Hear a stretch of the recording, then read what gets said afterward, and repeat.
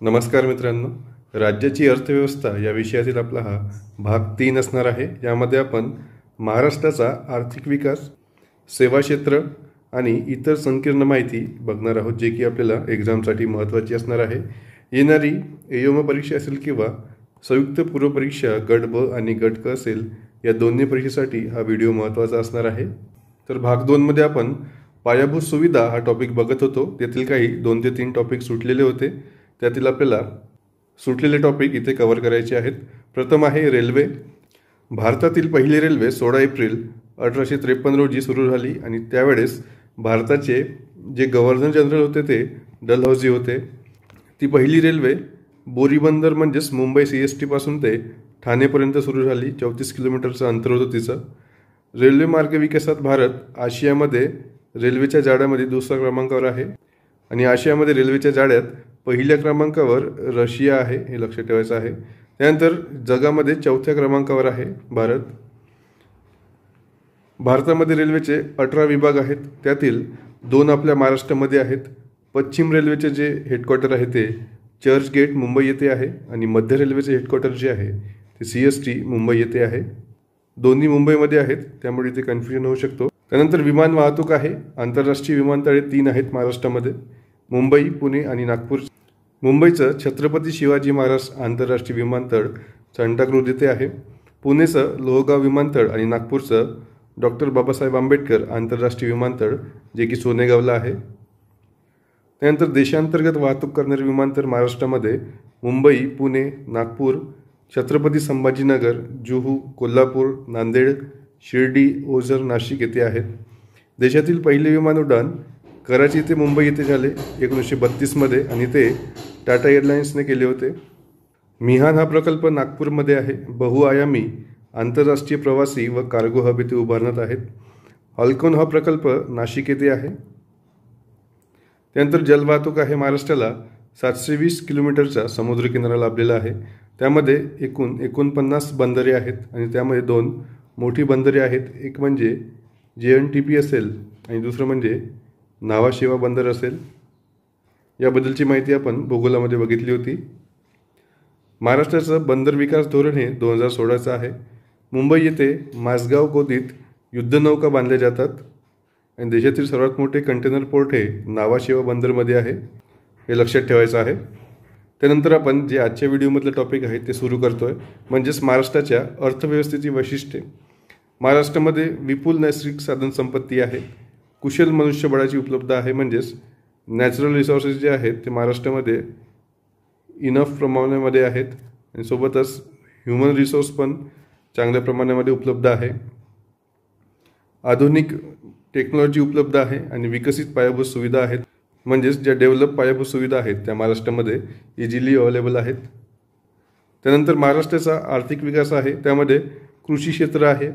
राज्याच्या gross domestic प्रोडक्टमध्ये म्हणजे स्टेट GDP जी आहे त्यामध्ये 2001-2002 मध्ये कृषी क्षेत्राचा वाटा हा 100 पैकी 15.3% होता आणि 16-17 मध्ये तो 12.2% होता आणि आता म्हणजेच 2024 मध्ये 11.5 ते 12% आहे। भारतात सर्वाधिक प्राथमिक कृषी पतसंस्था महाराष्ट्रामध्ये आहेत, हे लक्षात ठेवायचं आहे।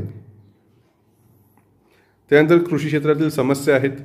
जमीन धारणेचा कमी आकार व कमी उत्पादकता, सीमांत अल्पभूधारक व सीमांत शेतकऱ्यांच्या संख्येत झालेली वाढ, म्हणजेच 2 एकरपेक्षा कमी शेती असलेले भरपूर सारे जे शेतकरी आहेत महाराष्ट्रामध्ये त्यांची संख्या झपाट्याने वाढत आहे। रासायनिक खते व कीटकनाशकांच्या अतिवापरामुळे जमिनीची जी अवनती झाली आहे। शेतकऱ्यांचा कर्जबाजारीपणा, शेतकऱ्यांकडे जास्त प्रमाणामध्ये लोन घेतल्यामुळे त्यांचा कर्जबाजारीपणा झालेला आहे।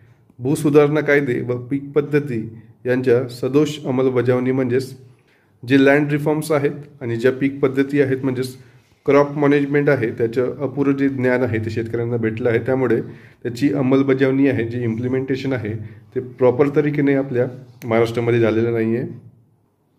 नंतर 6व्या प्रकारचा आहे कोरडवाहू जमीन आहे। जलसिंचनाचा सुविधांचा अभाव आहे, म्हणजेच महाराष्ट्रातील आजही 70 ते 80% जी शेती आहे ती आजही पावसावर अवलंबून आहे, त्यामुळे जलसिंचनाचा महाराष्ट्रामध्ये अभाव आहे। भांडवलाची कमतरता आहे, लोकांकडे शेती करण्यासाठी पैसा नाही, म्हणजेच कॅपिटल फॉर्मेशन इथे नाही.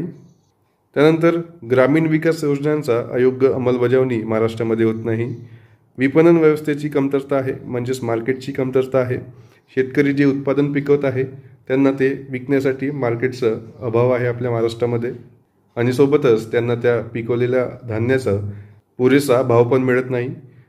10व्या क्रमांकाचा आहे हवामान बदलांचा परिणाम, म्हणजेच देशामध्ये आणि दुनियेमध्ये भरपूर प्रमाणामध्ये क्लायमेट चेंज होत आहे. त्याचा पुरेपूर परिणाम आपल्या शेतीवर होत आहे, म्हणजेच कृषी क्षेत्रावर होत आहे. त्यानंतर उद्योग क्षेत्र आहे. महाराष्ट्र हे औद्योगिकदृष्ट्या प्रगत राज्य आहे. भारताच्या निव्वळ मूल्य जमा वर्धित म्हणजेच NVAमध्ये उत्पादनात महाराष्ट्राचा वाटा 18% आहे, म्हणजेच नॅशनल व्हॅल्यू ॲडिशन जे आहे त्यामध्ये भारताचा 18% वाटा आहे.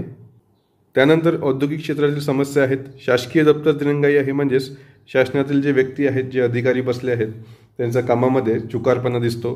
त्यानंतर कौशल्य विकासाच्या संधीची कमतरता. स्किल नसलेले लेबर जे आहेत ते महाराष्ट्रामध्ये भरपूर प्रमाणात आहेत. तिसरं आहे सुधारित तंत्रज्ञानाचा अभाव. चौथा आहे पायाभूत सुविधांचा अभाव आहे. पाचवा आहे नवीन उद्योजकांना प्रोत्साहनाचा अभाव आहे. कोणाला नवीन बिझनेस सुरू करायचा असेल तर त्यासाठी त्यांच्याकडे भांडवल उपलब्ध नाही, आणि जो सपोर्ट पाहिजे आहे गव्हर्नमेंटकडून आणि लोकल प्रशासनाकडून तो अवेलेबल नाही. त्यानंतर विकास कार्यक्रमांचा अभाव आहे, आणि सोबतच प्रादेशिक असमतोल आहे, म्हणजेच आपल्या अर्बन एरियामध्ये जास्त आपल्याला डेव्हलपमेंट दिसते बिझनेस किंवा इतर क्षेत्रामध्ये, परंतु जी रुरल एरिया आहे त्यामुळे तुम्हाला कमी डेव्हलपमेंट दिसते. त्यानंतर सेवा क्षेत्र आहे, सर्व्हिस सेक्टर आहे. सेवा क्षेत्र हे मोठ्या प्रमाणात रोजगार पुरवणारे आहे आणि वेगाने वाढणारे क्षेत्र आहे. यामध्ये विमा असेल, पर्यटन असेल, बँकिंग, शिक्षण, सामाजिक सेवा इत्यादींचा समावेश होतो. स्टेट ग्रॉस GDPमध्ये सेवा क्षेत्राचे जे पर्सेंटेज आहे 2017-18मध्ये ते 54.5 होतं, आणि 2023मध्ये ते 60% आहे, म्हणजेच सर्वात जास्त सर्व्हिस सेक्टरमधून आपल्या GDPला 60% एवढा GDP प्राप्त होतो. त्यानंतर मॅन्युफॅक्चरिंग सेक्टर येते, आणि त्यानंतर ॲग्रिकल्चर सेक्टर येते. ॲग्रिकल्चर 12% आहे, आणि उरलेलं जे आहे ते मॅन्युफॅक्चरिंग सेक्टर आहे, असं लक्षात ठेवायचा आपल्याला क्रम हा. त्यानंतर संकीर्ण माहिती आहे. महाराष्ट्रात वाढत्या वीज मागणीची पूर्तता करण्यासाठी राज्य अयशस्वी ठरले आहे. 31 मार्च 2022मध्ये राज्यातील वीज निर्मितीचा एकूण स्थापित क्षमता ही 37,348 मेगावॉट होती. त्यापैकी खाजगी क्षेत्राचा हिस्सा हा 60% होता, सार्वजनिक क्षेत्राचा हिस्सा 34.8% होता, तर संयुक्त भागीदारी यामध्ये 5.3% होती.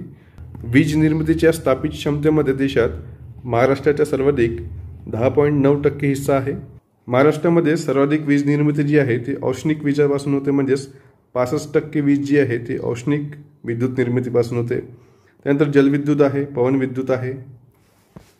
त्यानंतर राज्यातील विजेचा सर्वाधिक वापर औद्योगिक क्षेत्रामध्ये 38.5% होतो, कृषी क्षेत्रामध्ये 26.1% आणि घरगुती क्षेत्रामध्ये 22.1% होतो. त्यानंतर महाराष्ट्राचे अपारंपरिक ऊर्जा निर्मिती धोरण 2020 आहे. अपारंपरिक म्हणजेच नॉन कन्व्हेन्शनल एनर्जी जी आहे. धोरणाचा कालावधी हा 31 डिसेंबर 2020 ते 31 मार्च 2025 पर्यंत असणार आहे. या धोरणाअंतर्गत 12,930 मेगावॉट क्षमतेचे सौर ऊर्जेवर आधारित प्रकल्प यामध्ये स्थापन होणार आहेत, आणि सोबतच 2,500 मेगावॉट क्षमतेचे पवन ऊर्जेवर आधारित प्रकल्प यामध्ये स्थापन करण्यात येणार आहेत. त्यानंतर महाराष्ट्रामध्ये रामसर दर्जा प्राप्त झालेले 3 स्थळं आहेत. रामसर वेटलँड साईट म्हणतात. एक म्हणजे नांदूर माधवेश्वर नाशिकमध्ये आहे, लोणार सरोवर आहे बुलढाणामध्ये, आणि रिसेंटली मागच्या वर्षी 2023मध्ये ठाणे क्रीक जी आहे, ठाणे खाडी, तिला रामसर दर्जा प्राप्त झाला आहे. महाराष्ट्रामध्ये नागरीकरण 45.2% आहे, म्हणजेच अर्बनायझेशन जे आहे ते 45.2% आहे. महाराष्ट्रामध्ये 36 जिल्हे आहेत. हवामान म्हणजेच उष्णकटिबंधीय मोसमी प्रकारचे आहे. क्षेत्रफळात महाराष्ट्र तिसरा आहे, पहिला राजस्थान, दुसरा मध्य प्रदेश आणि तिसरा महाराष्ट्र आहे.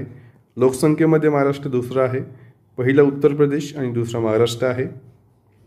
राज्याची राजधानी मुंबई ही देशाची आर्थिक राजधानी आहे, आणि राज्याची उपराजधानी म्हणजेच नागपूर आहे. त्यानंतर हा दृष्टिक्षेपात महाराष्ट्र हा इकॉनॉमिक सर्वेमधला एक स्क्रीनशॉट मी इथे टाकलेला आहे. हा तुम्हाला रिवाईज करायचा आहे. आपल्याला रिवाईज काय करायचं आहे की प्रशासकीय रचना, महसुली विभाग, जिल्हे, तालुके, वस्ती असलेले गाव आणि शहरे, त्यानंतर जनगणनेनुसार लोकसंख्या आहे. म्हणजेच आपल्याला 1960 ज्यावेळेस महाराष्ट्र स्थापन झाला आणि आज म्हणजे 2022-23मध्ये काय स्थिती आहे याचं आपल्याला कंपॅरिझन करून ॲनालिसिस वाचायचं आहे. तर तुम्ही रिव्हिजन करताना हे संपूर्ण 1960मधील एवढा डाटा आणि 2022-23मधील हा डाटा याचं तुम्ही कम्पेअर करू शकता संपूर्ण. यावर तुम्हाला स्टेटमेंट बेस्ड प्रश्न येऊ शकतात. फॉर एक्झाम्पल, सन 1960मध्ये महाराष्ट्रामध्ये 26 जिल्हे होते. त्याचप्रमाणे 2022-23मध्ये आता 36 जिल्हे झालेत. तर हा विधान जो आहे हा इथे बरोबर होणार आहे. दुसरा विधान काय होणार आहे? महाराष्ट्र स्थापनेच्या वेळेस महाराष्ट्राची घनता जी आहे ते 129 होती आणि आता 2011च्या जनगणनेनुसार ती 360 आहे. तर आपल्याला माहिती आहे की 2011च्या जनगणनेनुसार 365 घनता आहे आणि आपल्याला स्टेटमेंटमध्ये 360 दिलेली आहे. त्यामुळे बस स्टेटमेंट इथे चूक होणार आहे. तर आपलं स्टेटमेंट फक्त बरोबर आहे. अशा प्रकारे तुम्हाला यावर कंपॅरिझन बेस्ड प्रश्न येऊ शकतात. तर हा एकदा तुम्ही रिव्हिजन करू शकता, हा डाटा आणि हा डाटा. यानंतरच्या व्हिडिओमध्ये आपण म्हणजेच पार्ट 4मध्ये महाराष्ट्राची आर्थिक पाहणी म्हणजेच इकॉनॉमिक सर्वे ऑफ महाराष्ट्र देखील 2023-24चा आहे आणि महाराष्ट्राचा अर्थसंकल्प म्हणजेच महाराष्ट्राचं बजेट यावरची महत्त्वपूर्ण माहिती आहे ती बघणार आहोत. आणि जास्त करून तुमच्या एक्झाममध्ये यातूनच प्रश्न दिसतील. इतर माहितीसाठी तुम्ही ब्रेनसीट MPचं टेलिग्राम चॅनल जॉईन करू शकता. याची लिंक जी आहे मी डिस्क्रिप्शन बॉक्समध्ये दिलेली आहे.